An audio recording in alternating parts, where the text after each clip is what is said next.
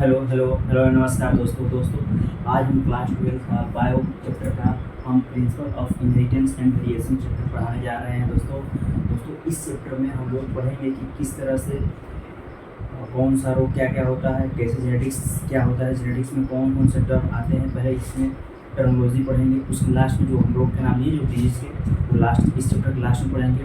दोस्तों हम लोग को क्लास 12 में जेनेटिक्स में 2 चैप्टर दिया गया है। पहला चैप्टर लिखा है principle of inheritance and variation, ये एक पहला चैप्टर है, और इसके दूसरे चैप्टर है मॉलिक्यूलर बेसिस ऑफ इनहेरिटेंस, वो दूसरा चैप्टर है। इसमें हम लोग जेनेटिक्स का बहुत छोटे टर्म और बहुत सारा टर्मोलॉजी, हेटेरोजाइगस क्या है, होमोजाइगस क्या है, वेरिएशन क्या है, डोमिनेंट क्या है, रिसेसिव क्या है, फिनोटाइप क्या है, जीनोटाइप क्या है, ये सब हम डिटेल से पढ़ेंगे और आप लोगों को इस तरह से बताएंगे कि कोई भी एग्जाम हो आप लोगों को नहीं छूटने वाला है।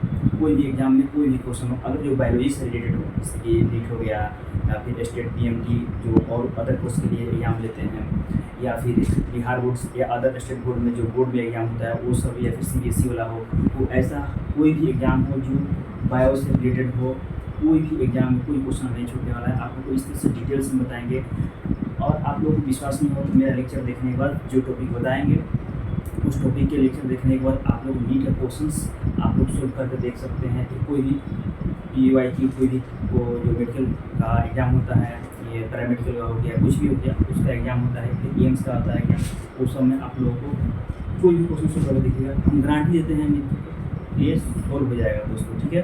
तो आप हम बताने जा रहे हैं क्लास 12 का जो principle of inheritance and variation chapter है। इसमें आपको सबसे पहले हम बताएंगे कि जेनेटिक्स क्या होता है, जेनेटिक्स क्या होता है। तो हम आपको सबसे पहले बताएंगे कि जेनेटिक्स क्या होता है। लिखेंगे यहाँ क्या, जेनेटिक्स, जेनेटिक्स, ठीक है। जेनेटिक्स लिखेंगे तो जेनेटिक्स का मतलब क्या होता है।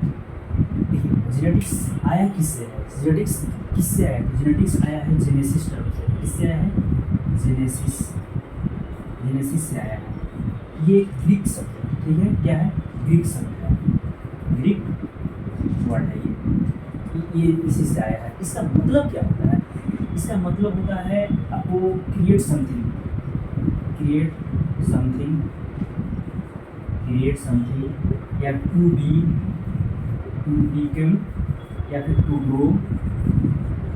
इसका मतलब बेसिकली यही होता है, ठीक है, क्रिएट समथिंग। जेनेटिक्स मतलब ये होता है। ये जेनेटिक्स जो टर्म दिया था एक साइंटिस्ट का नाम है, जो टर्म दिया था वो साइंटिस्ट का नाम है genetics term, genetics, genetics term ये दिया था साइंटिस्ट का नाम है एक, ये साइंटिस्ट है आपको बता दें विलियम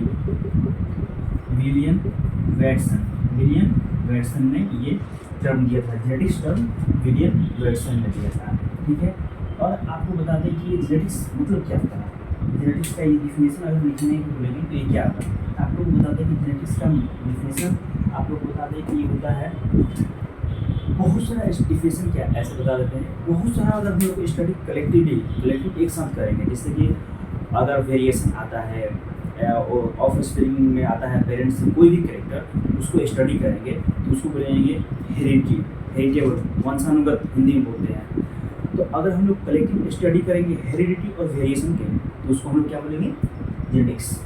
अगर हम लोग कलेक्टिव स्टडी करेंगे किसका किसका, हेरिडिटी का और वेरिएशन का, तो उसको हम लोग क्या बोलेंगे, जेनेटिक्स। तो हम इसको इस बारे में लिखेंगे study of, study of, study of, study of heredity, heredity and variation, study of heredity and variation. ये जेनेटिक्स में हम लोग क्या करेंगे, study of heredity and variation. आप लोगों को सामने 2 टर्म नया दिख रहा होगा, ठीक है, आप लोगों को सामने 2 टर्म नया दिख रहा है। क्या क्या दिख रहा है, हेरिडिटी दिख रहा है, हेरिडिटी दिख रहा है और एक वेरिएशन दिख रहा है, ठीक है। हेरिडिटी दिख रहा है और आप लोगों को एक वेरिएशन दिख रहा है। तो आपको समझा रहे हैं आपको कि हेरिडिटी क्या मतलब क्या है। हेरिडिटी का मतलब आप लोग को ये होता है, जैसे मान लीजिए कि आप लोग का जो भी करेक्टर है, आप लोग का जो भी करेक्टर हो आपके माता पिता से आया है, ठीक है। आपके पिता में आपका दादाजी से आया है, जो भी करेक्टर है वो आया उनसे। तो जो आप में करेक्टर हो वो आपके पुत्र में जाएगा। तो ये पीढ़ी दर पीढ़ी, खानदानी पीढ़ी दर पीढ़ी जो भी करेक्टर अगर एक दूसरे में ट्रांसमिशन होता है, एक दूसरे में जाता है, उसको हेरिडिटी बोलते हैं। ठीक है, इस सुनिए, हेरिडिटी किसको बोलेंगे? जो भी वंशानुगत करेक्टर एक पीढ़ी से दूसरी पीढ़ी, दूसरी पीढ़ी से तीसरी पीढ़ी में आता है, उसको हम लोग क्या बोलते हैं? हेरिडिटी। उसको हम लोग क्या बोलते हैं? हेरिडिटी। जैसे आपके दादा का कुछ करेक्टर आपके पिताजी में आया होगा, आपके पिताजी का करेक्टर आप में आया होगा, आपका करेक्टर कुछ जाएगा आपके बेटे में, तो उसको क्या बोलते हैं? हेरिडिटी बोलते हैं। उसको क्या बोलते हैं? हेरिडिटी बोलते हैं। और आपके सामने ये दिख रहा है वेरिएशन, आपके सामने ये दिख रहा होगा वेरिएशन। देखिए ये वेरिएशन ही क्या मतलब है? आप लोग तो अगर ये सवाल उठा सकते हैं ना कि जब करेक्टर एक दूसरे में आ ही रहा है तो हम लोग फिर अलग अलग क्यों दिख रहे हैं? जब एक दूसरे में करेक्टर आ ही रहा है तो हम लोग अलग अलग क्यों दिख रहे हैं? लेकिन ऐसा नहीं है। बहुत सारा ऐसा आता है, छोटा छोटा टर्म वेरिएशन आता है। जैसे कि आपके पिताजी के एग्जैक्ट आप कॉपी नहीं है, आपकी जो जैसे दादाजी देखते थे वैसे एग्जैक्ट आपकी कॉपी पिताजी नहीं है, थोड़ा थोड़ा डिफरेंट है, थोड़ा थोड़ा डिफरेंसेस है, तो उसको क्या बोलेंगे? वेरिएशन। वेरी कर गया, ठीक है, तो वेरिएशन आ गया, तो उसको हम लोग वेरिएशन बोलते हैं। तो एक एक करके देखते हैं। हेरिडिटी के आपको क्या लिखेंगे? हेरिडिटी के बारे में आपको क्या लिखेंगे? हेरिडिटी के बारे में आपको क्या लिखेंगे? यहाँ भी कर लीजिएगा, स्पेलिंग थोड़ा अपना देख लीजिएगा मुझसे, उसमें कोई बड़ी बात नहीं है। हेरिडिटी के बारे में अगर लिखेंगे तो लिखना चाहेंगे ट्रांसमिशन ऑफ, क्या बोलेंगे? Transmission of character from parents to offspring,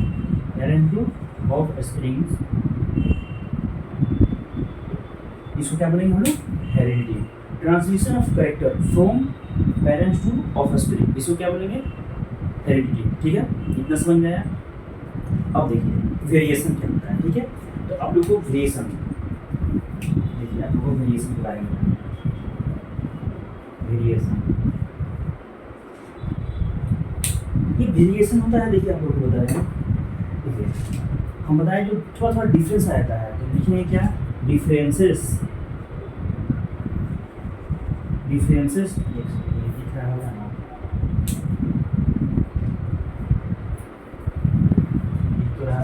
दिखना चाहिए। देखिए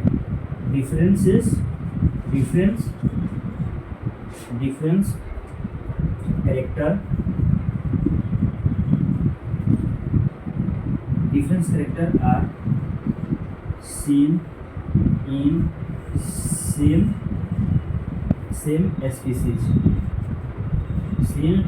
स्पीसीज। अगर देखिए आप लोगों को दिख नहीं रहा हो तो हम वही बोल दे रहे हैं, पता नहीं दिख रहा है कि नहीं, पहला वीडियो है मेरा। तो देखिए variation, difference character are seen in same species. इसमें क्या है? आपको सेम स्पीसीज में आपको देखना है। ठीक है, सेम स्पीसीज के मेंबर में आप लोगों को ये अगर थोड़ा थोड़ा डिफरेंस दिखाई दे उसको हम लोग बोलेंगे वेरिएशन। सेम स्पीसीज, देखिए वेरिएशन को फिर बोल रहे हैं। डिफरेंस कैरेक्टर आर सीन या ऑब्जर्व इन सेम स्पीसीज के मेंबर में अगर थोड़ा सा डिफरेंस दिखाई देता है उसको हम लोग वेरिएशन बोलते हैं। ठीक है, अगर आप लोग क्या क्या बताएं? जेनेटिक्स क्या होता है? जेनेसिस, जेनेटिक्स होता है, इसका मतलब होता है क्रिएट समथिंग या टू बिकम या टू ग्रो। आप लोगों को जेनेटिक्स शब्द किसने दिया था? विलियम बेटसन ने दिया था। ठीक है, उसके बाद आपको जेनेटिक्स के बारे में study of heredity and variation, उसको क्या बोलेंगे हम लोग? Genetics. Study of heredity and variation, उसको क्या बोलेंगे? जेनेटिक्स। तो आप लोगों को दो नया टर्म लिखा था, हेरिडिटी एंड वेरिएशन। तो हेरिडिटी मतलब क्या होता है? आपको बताएं कि transmission of character from parents to offspring. अगर कोई भी कैरेक्टर पेरेंट्स ऑफस्प्रिंग में ट्रांसफर होता है उसको हम लोग क्या बोलेंगे? हेरिडिटी। ठीक है, सेकंड नया टर्म आया था वेरिएशन। क्या आया था? वेरिएशन।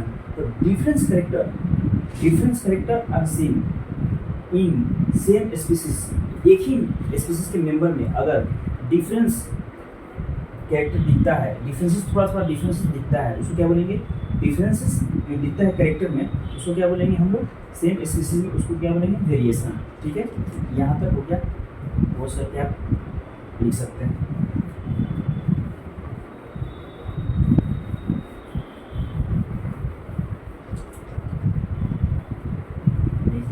आप लोग लेक्चर देखिए, एनसीईआरटी पढ़ते रहिए, उससे क्या होगा पता चलेगा कि क्या पढ़ रहे हैं क्या नहीं पढ़ रहे हैं, ठीक है। और क्वेश्चंस बनाते रहिए, एनसीईआरटी को छोड़ना नहीं है।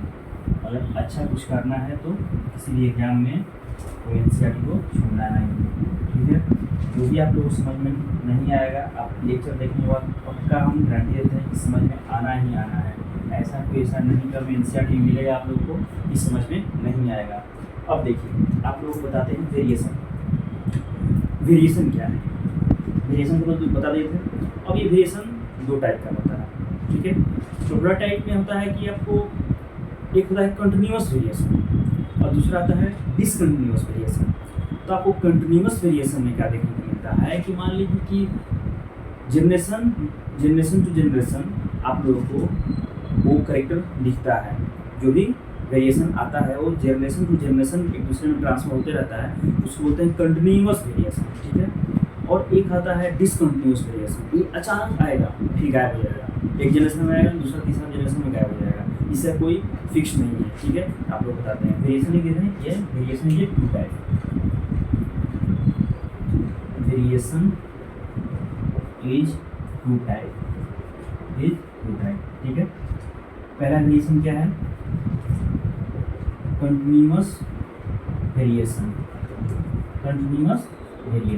देखिए कंटिन्यूअस वेरिएशन क्या है ना कि कंटिन्यूअस वेरिएशन क्या है कि ये छोटा चेंज आएगा, ठीक है, लेकिन हर एक जनरेशन में आएगा। क्या आएगा, स्मॉल चेंजेस,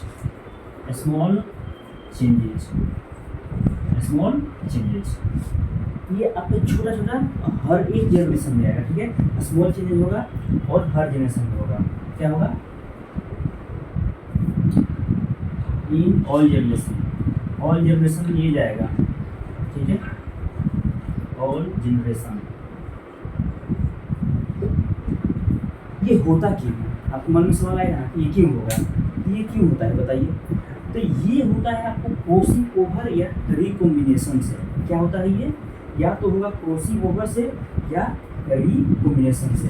ये ऑल जनरेशन में क्या होगा, अपीयर होगा, ठीक है। और ये क्यों होगा, वाई, ड्यू टू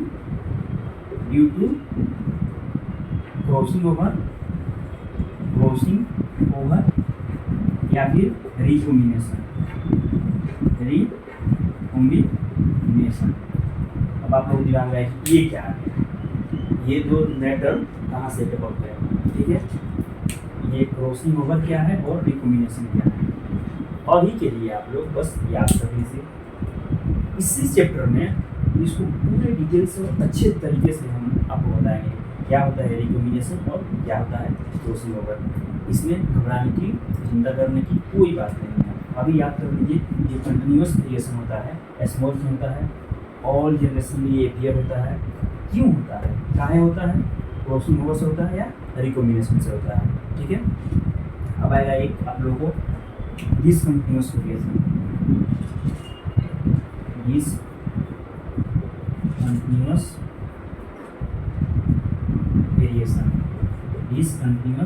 वेरिएशन, ठीक है। देखिए इसमें क्या होता है, इसमें आपको अचानक चेंज आएगा। क्या आएगा, सडन चेंज, अचानक चेंज आएगा। लार्ज चेंज होगा इसमें क्या होगा, लार्ज चेंजेस।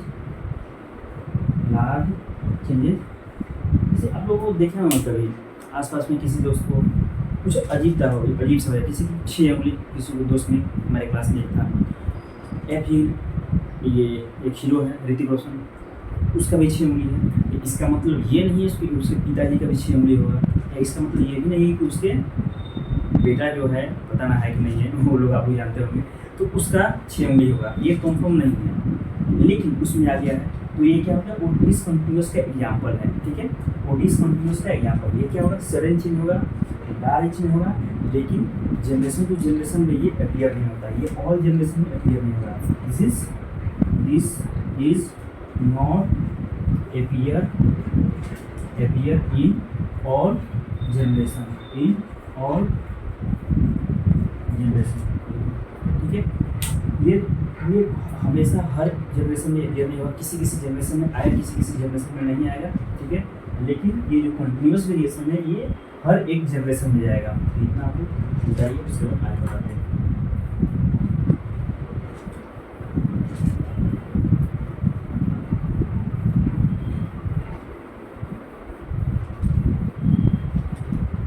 जब बोलते हैं उतारने के लिए तो आप लोग वो से उतार लिया कीजिए, ठीक है। और साथ साथ नोट्स बनाइए तो अच्छा रहेगा, ऐसा नहीं कि बाद में नोट्स बनाएंगे तो फिर नहीं हो पाता है, ठीक है। आप लोगों को इतना तो समझ में आ गया होगा कि ये किस तरह से ये टर्म आ रहा है और क्या क्या आप लोग अभी तक पढ़े। जेनेटिक्स के बारे में जाने, जेनेटिक्स के बारे में जानने के बाद हेरिडिटी के बारे में जाने, वेरिएशन के बारे में जाने, वेरिएशन के बारे में जानने के बाद वेरिएशन कितने प्रकार के होता है, कंटिन्यूस डिसकंटिन्यूस होता है। अब एक नया टर्म फिर इंट्रोड्यूस आप लोगों के सामने कर रहे हैं, वो है इनहेरिटेंस। क्या है इनहेरिटेंस? ये चैप्टर में नाम आपको आया होगा, ये देखिए इनहेरिटेंस वहाँ भी है। इसके बारे में आप लोग को हम बताते हैं, ठीक है। देखिए इनहेरिटेंस क्या है, ये प्रोसेस है। क्या है? एक प्रोसेस है जिसके कारण जो करेक्टर होता है पेरेंट्स टू ऑफस्प्रिंग में जाता है, उसी को कहते हैं inheritance. This is process, this is process by which character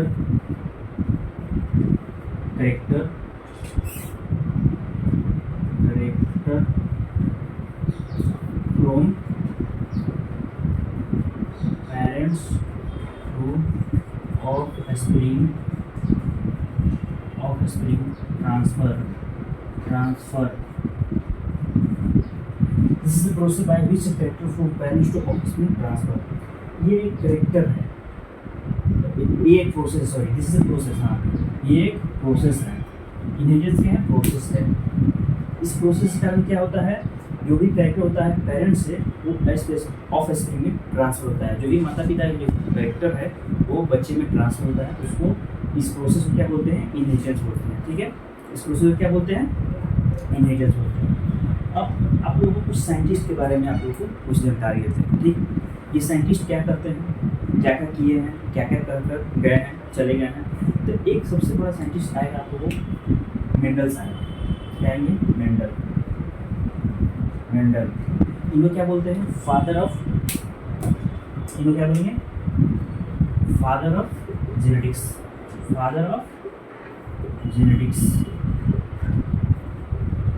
ये मेंडल साहब को अभी इंट्रोड्यूस कर रहे हैं, आप 10th में ही पढ़े होंगे। और इनका बहुत सारा 2-3 लॉ है, वो भी आप लोगों को बताएंगे इसी चैप्टर के थोड़ा सा आगे बढ़ेंगे 2-3 लेक्चर के बाद में। तो ये मेंडल साहब के बारे में पढ़ेंगे। ये एक साइंटिस्ट हैं, इनको फादर ऑफ जेनेटिक्स भी कहते हैं। क्या कहते हैं? फादर ऑफ जेनेटिक्स भी कहते हैं। लेकिन एक और साइंटिस्ट है, आप लोगों को शुरू में बताया था, विलियम बेट्समैन।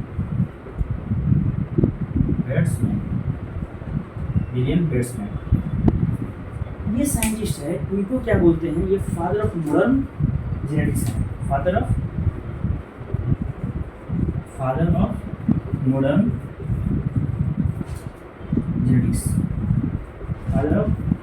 जेनेटिक्स इनको बोलते हैं, ठीक है। देखिए अब ऐसा नहीं कि साइंटिस्ट के बारे में बता रहे हैं तो आप लोगों को लगेगा कि ये क्या बता रहे हैं, ये क्या है, ये तो कुछ नहीं, ऐसा नहीं। साइंटिस्ट को नाम आते हैं।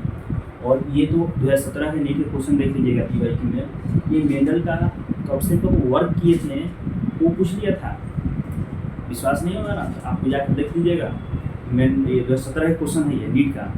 मेंडल कब से कब कौन सा वर्क किए हैं और कब से कब किए हैं, इसी पूछा गया था, कब से कब किया गया। पूरा क्लोजली दिया गया था ऑप्शन, पूरा क्लोजली ऑप्शन दिया गया था। आप लोगों को विश्वास नहीं होगा तो इसलिए ऐसा नहीं है कि ये बेकार पढ़ा रहे हैं। हम लोग को अच्छी तरीके से पढ़िएगा, समझिएगा। देखिए ये टर्म बहुत सारा दिए थे, शुरू में बताते हैं जेनेटिक्स टर्म दिए थे, आप लोगों को जो ये F1 F2 और F3 जो है ना, F3 ये भी यही दिए थे। ये F का मतलब क्या होता है? फिलियल। F का क्या मतलब होता है? फिलियल मतलब ऑफ स्प्रिंग, बच्चा ऑफ स्प्रिंग। ये मतलब बच्चा ऑफ स्प्रिंग।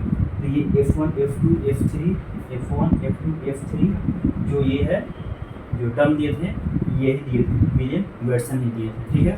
और एफ का मतलब होता है फीमेल या ऑफस्प्रिंग। आपको आगे जेनेटिक्स में जब हम बताएंगे, जब चेकर बोर्ड बनाएंगे आप लोगों को बनन स्क्वायर इसको जो दिए थे, उसमें आप लोगों को F1 F2 ही बताएंगे कि कैसे कैसे ये F1 F2 लिख के ही बताएंगे। और आप लोगों को बता रहे हैं कि इस ये भी और बहुत सारा टर्म देते हैं। एलील के बारे में बोले थे, एलील क्या होता है ये भी बताएंगे। चिंता करनी कोई बात नहीं है, हम सब कुछ बताएंगे जो जो यहाँ लिख रहे हैं, ठीक है। अभी पहला क्लास है, दूसरा क्लास भी आप लोगों को बहुत सारा टर्मिनोलॉजी बताएंगे, वो उसी पर ये बेस रहेगा। तीसरा या चौथा क्लास है आप लोगों को मेन जेनेटिक्स चलेगा, ठीक है। और एक टर्म दिए थे homozygous, homozygous, heterozygous, heterozygous, hemizygous, hemizygous, देखिए आपको शायद नहीं दिख रहा होगा। जेनेटिक्स यही टर्म दिए थे, F1 F2 F3 यही टर्म दिए थे। F का मतलब फीमेल होता है, F वो ऑफस्प्रिंग होता है। यही दिए थे टर्म, होमोजाइगस, हेट्रोजाइगस, हेमीजाइगस यही टर्म दिए थे, ठीक है। पोस्ट करके उतार लीजिए। इसके बाद आप लोगों को हम बताने जा रहे हैं एक और साइंटिस्ट के बारे में, जिसको बताते हैं। इसके बाद आप लोगों के बारे में बताने जा रहे हैं एक और साइंटिस्ट के बारे में, ठीक है।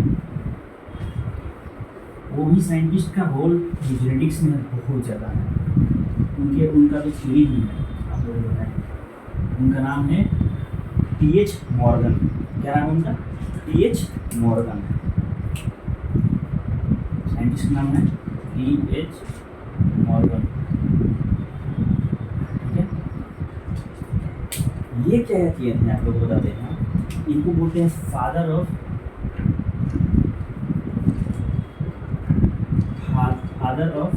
एक्सपेरिमेंटल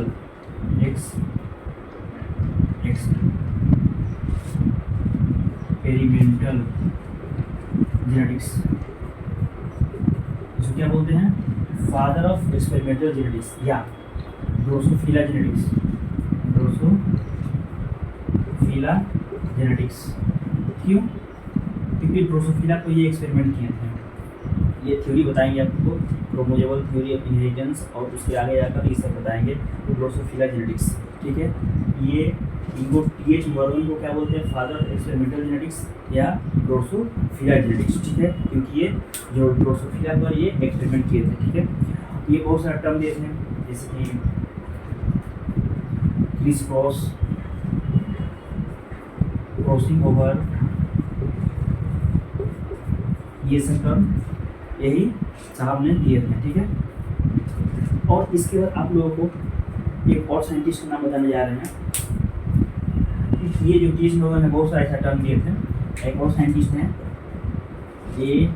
गैरोड, ठीक है। A. गैरोड, ये इनके बारे में बताएं कि ये साइंटिस्ट ऐसे NCERT में नहीं है। आप लोग चाहिए तो ये लोग इसके बारे में नहीं याद कीजिएगा। जो NCERT में नहीं है वो हम बोल देंगे कि याद करिए ना करिए, वो आपके ऊपर डिपेंड है। तो हम बता देंगे कि NCERT में है कि नहीं। ये NCERT में कहीं मेंशन नहीं है, बस जनरल नॉलेज के लिए याद कर लीजिए, ठीक है। तो एक गौड़ है फादर ऑफ ह्यूमन जेनेटिक्स, ठीक है। Father of human genetics. इसको क्रॉसिंग और लिंकेज के बारे में ये लिखे थे, लिंकेज क्या होता है, ये सब यही लिखे थे, ठीक है। और ये A. गैरोड जो फादर ऑफ ह्यूमन जेनेटिक्स। तो आप ये देखिए, अभी हम यही रख रहे हैं, पहला लेक्चर है आप लोग के लिए। मेरा लैंग्वेज समझ पा रहे हैं कि नहीं पा रहे हैं, कमेंट सेक्शन में बताइएगा। और किस तरह से फास्ट पढ़ाएं या फिर स्लो पढ़ाएं, ये भी आप कमेंट सेक्शन में बताइएगा। और इस वीडियो को ज़्यादा से ज़्यादा शेयर कीजिएगा सब जगह, जो भी 11th में हो या 12th में हो, ये वीडियो को अच्छे से शेयर कीजिएगा। और जो भी आपका सुझाव है कि हाँ सर ये करना है, आप लोग कमेंट बॉक्स में दे दीजिएगा। ये पहला वीडियो होगा तो हो सकता है वीडियो क्वालिटी भी अच्छा ना हो और लाइटिंग वीटिंग का भी अच्छा ना हो, तो हम आगे सुधार लेंगे। और बहुत बहुत धन्यवाद ये वीडियो को देखने के लिए। उम्मीद करते हैं कि आप लोग अच्छे से होंगे, अच्छे से पढ़ रहे होंगे। धन्यवाद।